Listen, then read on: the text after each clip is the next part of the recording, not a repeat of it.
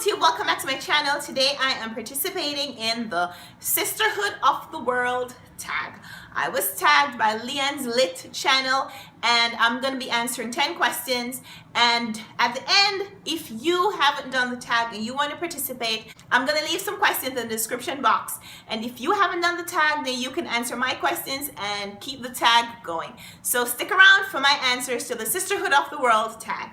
I first saw this video on Leanne's Lit channel, and how the Sisterhood tag works, I guess it's based off the Sisterhood of the Traveling Pants book, which I've never read. Anyway, the way the tag works, the person who has last done the tag, or the person who tags you, they make a list of questions and you answer them in your tag video, and then you have to make up 10 different questions to ask the next round of people that you're going to tag. I looked at the question that Leanne answered. I love those questions too. So I'm really thinking about doing the tag twice. Today I'm going to answer the questions that Leanne asked me. So the first question is, what genre do you find yourself picking up the most?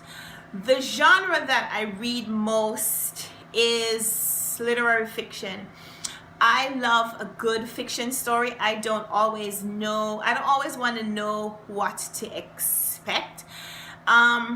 Whereas if you pick up a thriller book, you know it's going to be a mystery. You know that the narrator is probably going to be unreliable.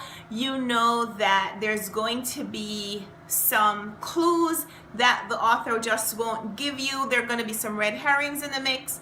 You're not really sure who done it, but you know what the story is kind of leading up to.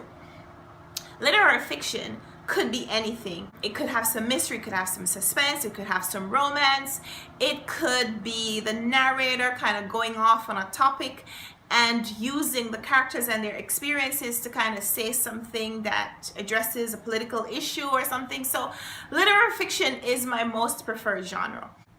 My second favorite is probably the thrillers. Yes, I know what I just said about thrillers, but I love a good thriller mystery. When I was a kid, I used to read Nancy Drew books, and I loved the girl sleuth kind of stories.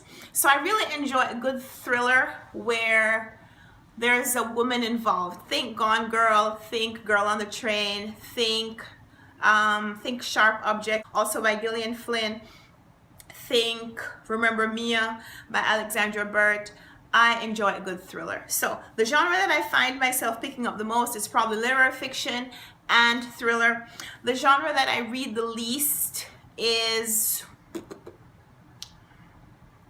sci-fi, which is really weird because I'm a scientist, I'm an engineer, but I don't read a lot of science fiction books. Most of the science books that I read are nonfiction. They're just mainly based on fact. Question number 2, what author would you most want to interview? Toni Morrison, hands down. Toni Morrison, I'd love to meet her, love to chat with her, would love for her to read one of my stories and give me some feedback on how I could just be more like her. I'm just joking. So instead of one, if I could get a choice of 3 authors that I'd love to interview, number 1 would be Toni Morrison, number 2 would be Jhumpa Lahiri, and number 3 would be Nicola Ewan. Nicola Ewan, because we have a similar background, I'd love to find out the inspiration for some of her stories to see if, even though we have similar backgrounds, do we have similar experiences? Because I find that some of my stories kind of relate to hers. Jhumpa Lahiri, because I just really admire her writing style and I'd love to talk with her. And Toni Morrison, because listen, she's Toni Morrison. She won a Pulitzer Prize, she won a Nobel Prize for fiction. I admire that lady. I would read everything that she wrote. I'd read her grocery list if she published it. So yeah, she's the author that I'd most want to interview. Question number 3, are you in any real life book clubs or discussion groups? Whoa, I feel like this is aimed at me. So in 2017, I started my own book club, the 2017 book club. If you haven't already left me a comment on that video, go watch that video. I'll put a link down in my description box so you can check it out. I'm going to be making an update video very soon about the 2017 book club. I've been a little slow in getting some of those things rolling, but I left some recommendations for my book club members. I hope my members have been reading, and I look forward to checking in with you pretty soon on that. I have some more recommendations to give you for February. But other than that, I do a lot of reading challenges, and so I meet a lot of bookish people online on YouTube, but actual physical book clubs, like we go to the store and buy a book and go sit somewhere and talk about a book for a couple of hours. No, I'm not in any discussion groups. I'd like to do that though. I've never found one that I really want to participate in. There's one at my church, but they meet at a time when I can't meet, so that has never worked for me. Maybe that's something to do later in the year. Question number 4, how do you feel about giving negative reviews? I really admire every writer who's ever had anything published. I am also an author. I self-published a book last year. I know how difficult it is to write a story that feels so personal to you and send it out into the world. It's like having a baby and sending it out into the world and wondering, are people going to be nice to your baby? So I admire writers, I admire published authors who don't just write a book and put it in a drawer, leave it on their computer, but they actually send it out into the world and allow me to read it, to interact with the characters that they have created in their head, and comment on what they have done. So I don't love giving negative reviews. I read a book last week that it wasn't great. I didn't love it. And I still struggled to give a negative review because the author is someone that I admire. I admire her so much for going through the process. She got some writing fellowships. She went to school for writing. She went and she did the writing retreats. She did everything right. And you know, the book wasn't wonderful. There were so many things in the book that just didn't work, that I felt like didn't work, like they were awkward. There were things that I think she could have done better. Not that I could have done them better myself, but that I think she could have done better. And I wish that the book was just better. But I still gave it a 3-star. Why? Because I could find things to like. Even though I take stars off for things that just didn't work for me, I could still appreciate things about the story. So I don't love giving negative reviews, no. Question number 5, how often do you utilize your local library? All the time. My total checkouts from the library, I think right now is 37. I haven't been able to go to the library to return anything for a while. I've just been collecting reserves that have been coming in. So today, I'm going to send some stuff back. Today, I'm going to actually go to the library and return some stuff. So hopefully my total checkouts should go to below 20, because I have a lot of books that I've read and reviewed and need to return to the library so someone else can read them. Question number 6, the most intimidating book on your TBR.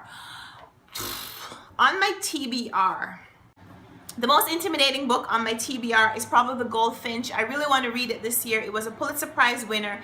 It's close to 800 pages long. I don't have a physical copy right now, but I want to read it later this year. Also on my TBR in February, I have The Underground Railroad by Colson Whitehead. That is kind of an intimidating book because I know I want to read it this month along with several other books that are on my TBR, and I know it's a pretty huge read.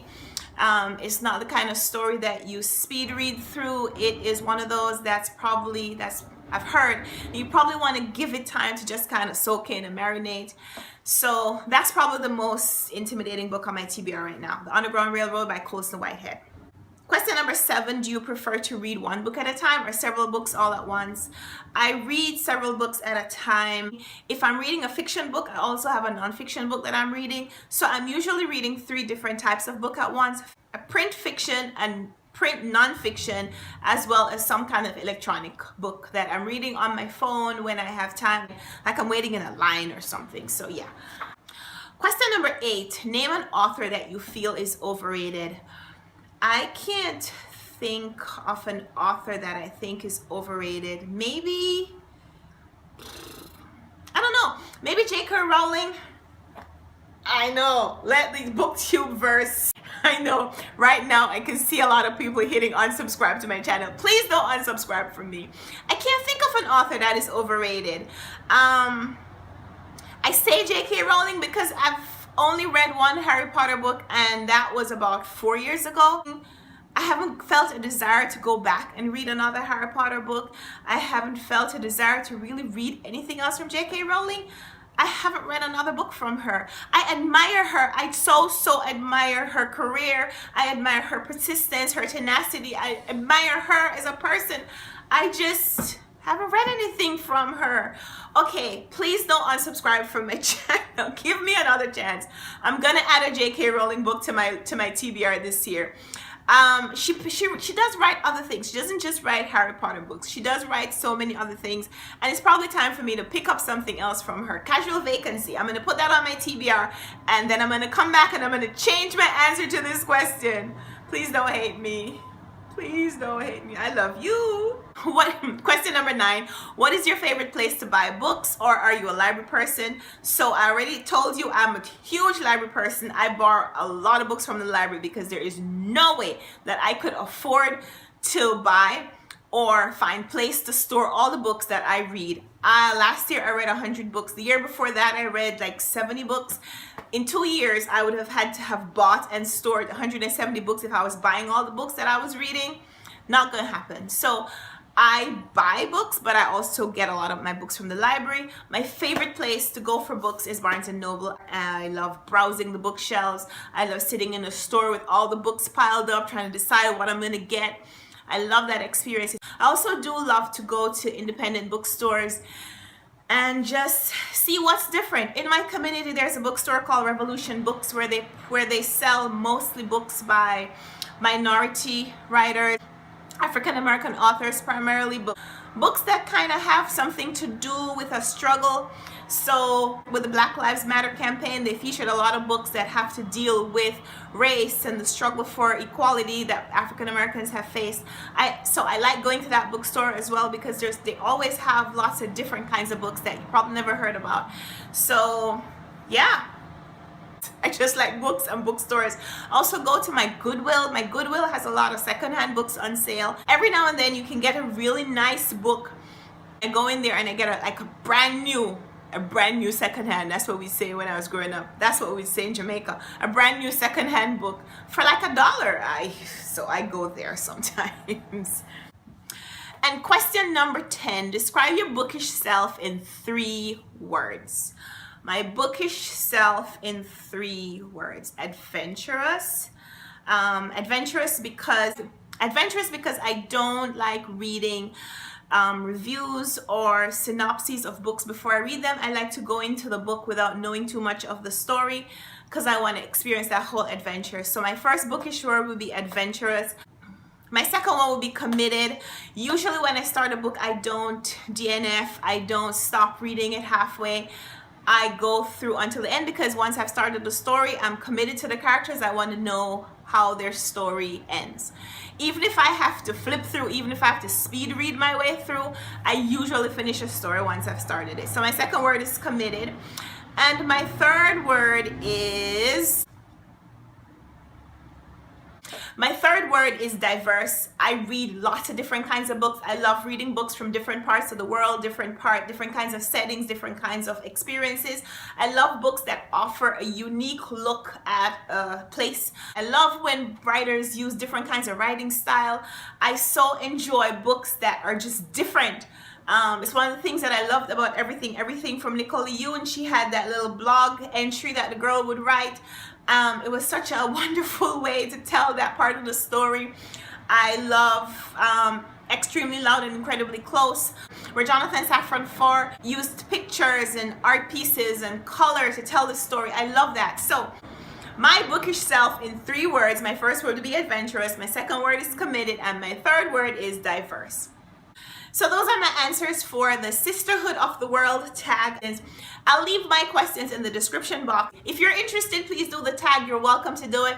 I'm gonna tag 3 people. I tag Amber Eats Books, Pretty Brown Eyed Reader, and Books and Lala because she's my favorite YouTuber to watch. I'm going to put their links in the description box if you'd like to check out their videos.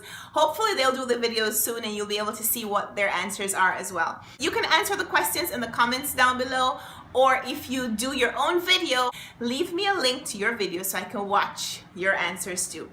Thanks for watching. Subscribe to my channel if you haven't already, and I'll talk to you later. Bye!